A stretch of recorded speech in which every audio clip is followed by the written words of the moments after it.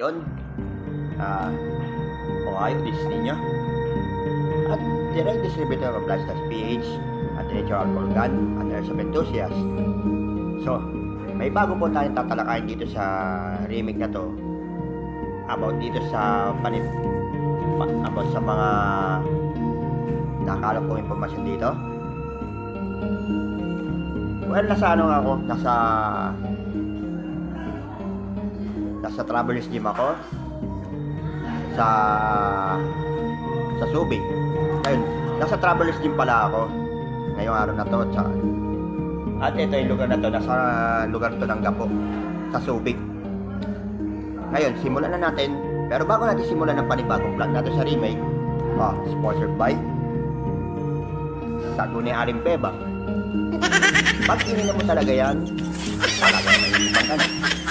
So, startin na natin ang bago nating episode sa remake na to. O sige. On the 4th episode of Ninja's Revenge Remake, Season 3, known as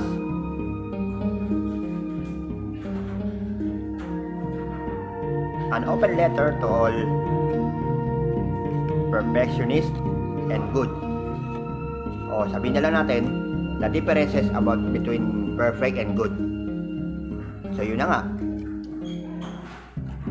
Etong segment na to, quick ano lang to Etong segment na to ay talagang hango sa isang open letter na isinubmit sa akin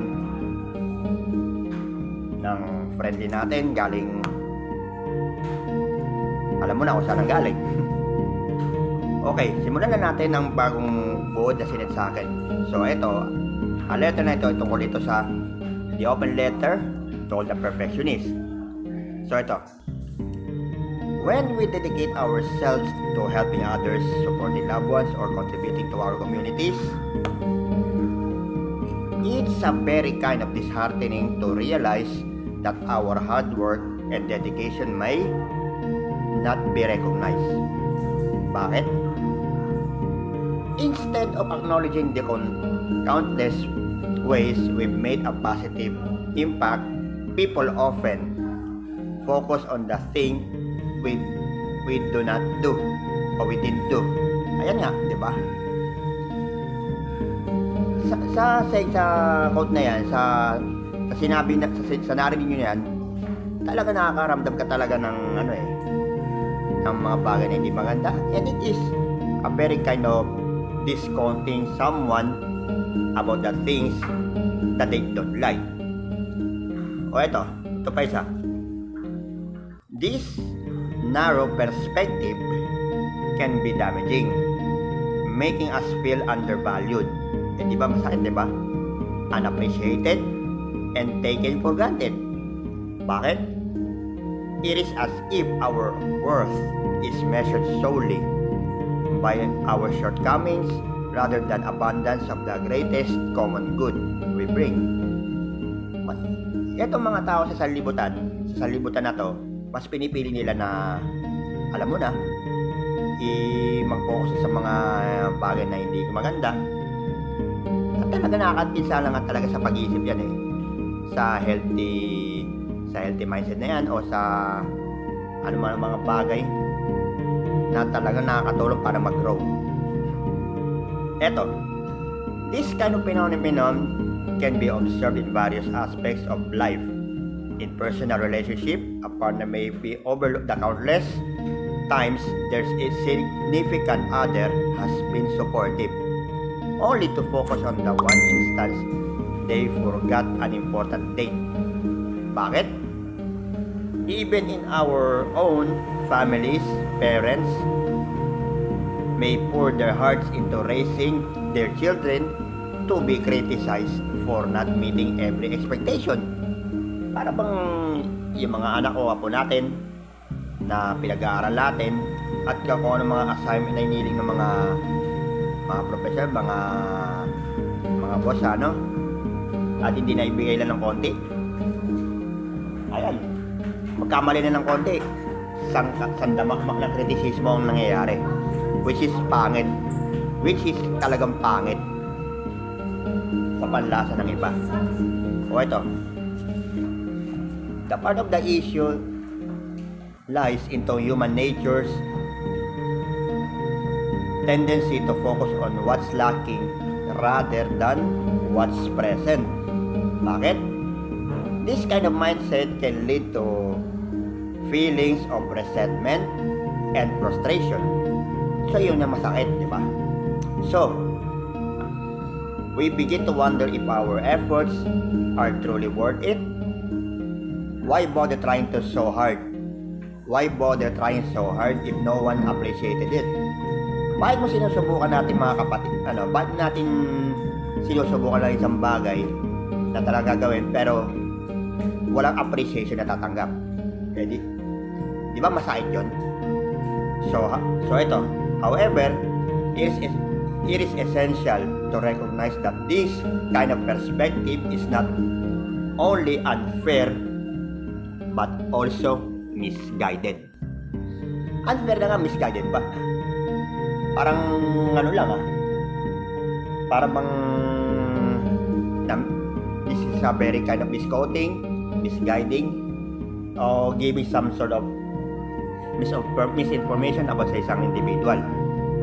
Now, which is very convict sa lahat. O pagbibigay ka ng hindi maganda sa mga hindi maganda o magagawin mo hindi maganda kapwa, talagang magkakaroon kayo ng conflict. Diba? Tama ba kung mali sila?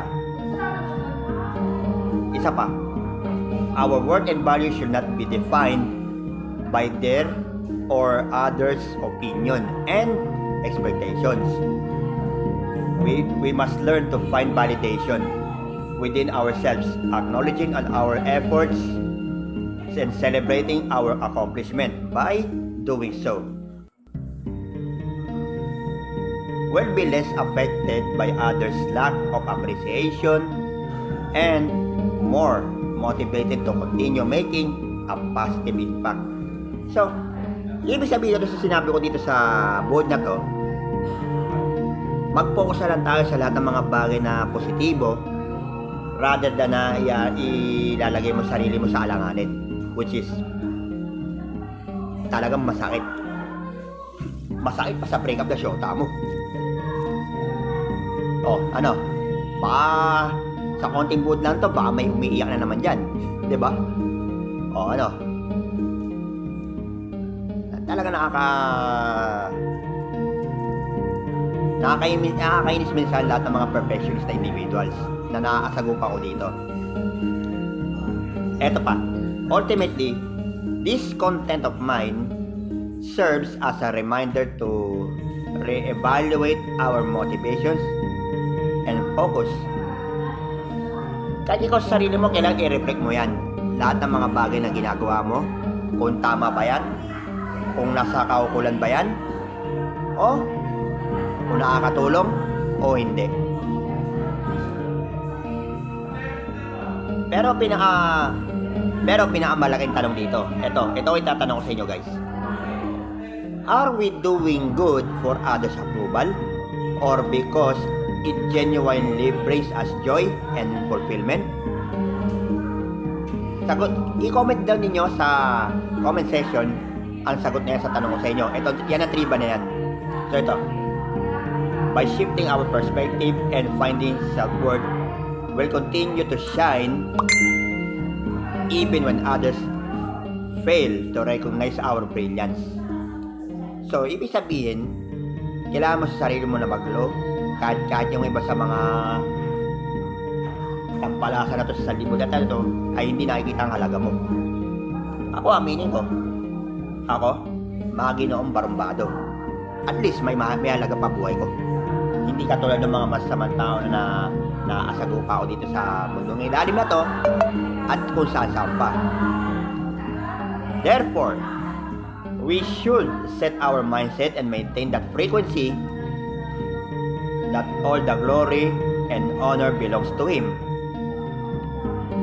Better advice, mga kapatid, mga kamongols. Do not let the perfect become the enemy of good. Agreed? Good. So this has been the differences of perfect and good that have been taken in this segment, live at Travelers Hotel. Outskirts in Subic, Zambales. So, we have to end this vlog for now.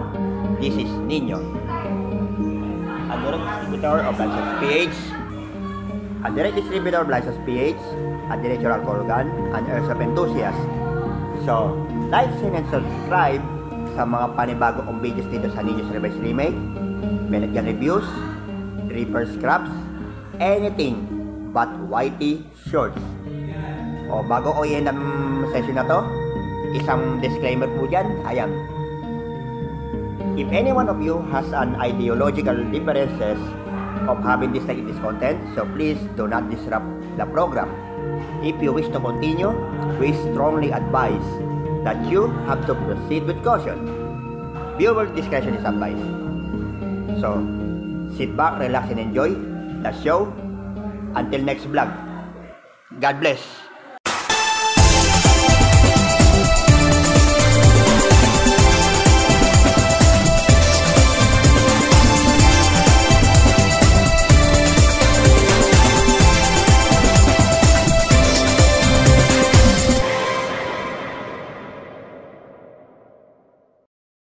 本日の動画は以上です。ヒューマンバグ大学では闇をテーマに様々な物語を展開していきます。他の動画もぜひ。